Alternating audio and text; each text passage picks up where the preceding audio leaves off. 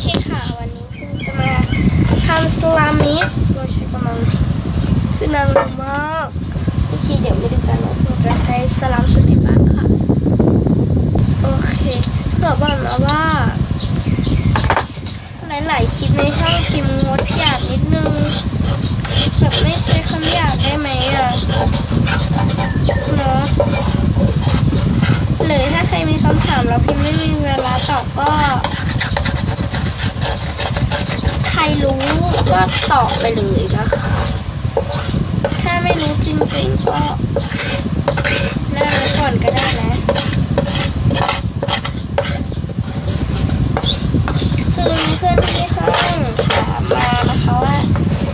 ทำไมถึงอยากทำช่องทำไมอะไรแบบนี้เราก็บอกเลยว่าคือเราอยากให้ทุกคนเห็นว่าเราก็คือที่จริงเห็นน้องแถวบ้านทำเราก็เลยอยากทำมานานแล้วอะแล้วทีนี้ก็เลยทำนะใส่สลามกันคือมีสลามอันนึงที่เป็นแช่เป็นดองเป็นหมักไว้เนี่ยแต่ก็คือไม่ยุ่งเกี่ยวกับมันนะคะเราจะใส่ไปนี่เลยใช่มันถึงนี่ค่ะ 7.5 ml ต่อสลาม1ชิ้นหรือ 2.5 ml ต่อสลาม1ชิ้นค่ะอันนี้ชิ้นแรกสีใสสูตรใสข้าขอใส่เจ้า1แล้วกัน2.5แล้วกันเพราะว่า1 ml น้อยเกินไปปะขอเปลี่ยนเป็นจะมี3ขนาดแล้วกันนะ 2.5 อะไร5 ml 7.5 ml ส่วนต่อไปพัตตี้คืออะไรอยากให้มีเป็นแบบเนื้อที่เป็นพัตตี้น้อยที่สุดเราก็เลยจะใช้เป็น 2.5 แล้วกันนะก็ใส่เลยค่ะต่อไปล้างที่แผ่นน้อยที่สุดเลยได้ไหมอันนี้คือไม่ถึง 2.5 ด้วยนะจริงแค่จะ1แค่แบบ 1.5 เราก็ไม่รู้เนี่ยไปเซ็ตนี้เลยรวมเซ็ตนะคะเราไม่อยากใช้สรุปคือดูใช้กับอันนี้เนี่ยนะอันนี้ใช้ให้แมวมั้งค่ะ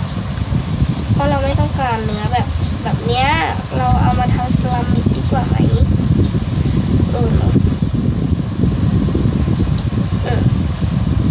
นี่ค่ะเยอะเลยแต่สำหรับคุณก็เยอะอยู่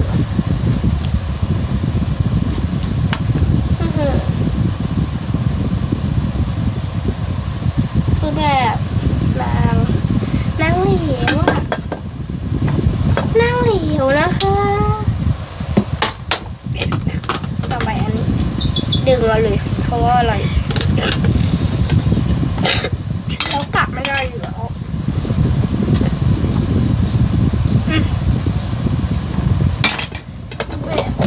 ทีนี้ก็จะพยายามเร่งนะคะอันไหนที่ใส่เลยคุณก็จะแยกไว้สำหรับพี่ผู้ขอฉันใส่แล้วนะจ๊ะก็แยกไปแล้วนี่ส่วนสีนี้นิดเดียวพอสีนี้ที่เธอเป็น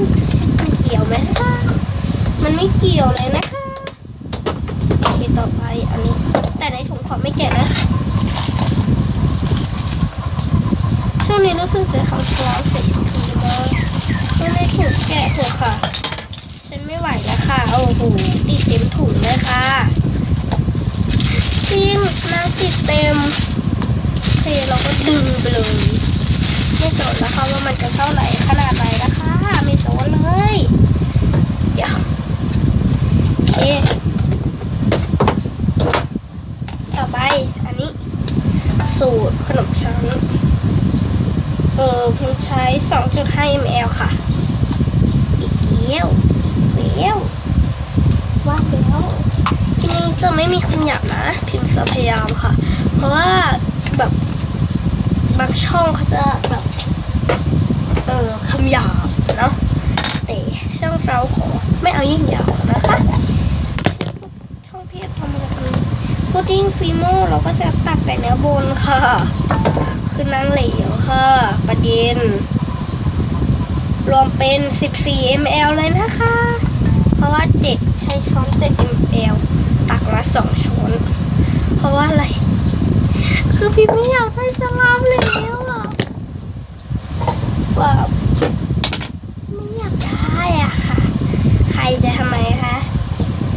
คือบางคนเขาใส่หมดเลยนะแต่พิมไม่ใส่ค่ะก็บางคนนี่ค่ะก็สูตรธรรมดาว้าวคูณเลยอันนี้นี่นะช้อน7.5 mlใช่ป่ะจริงด้วย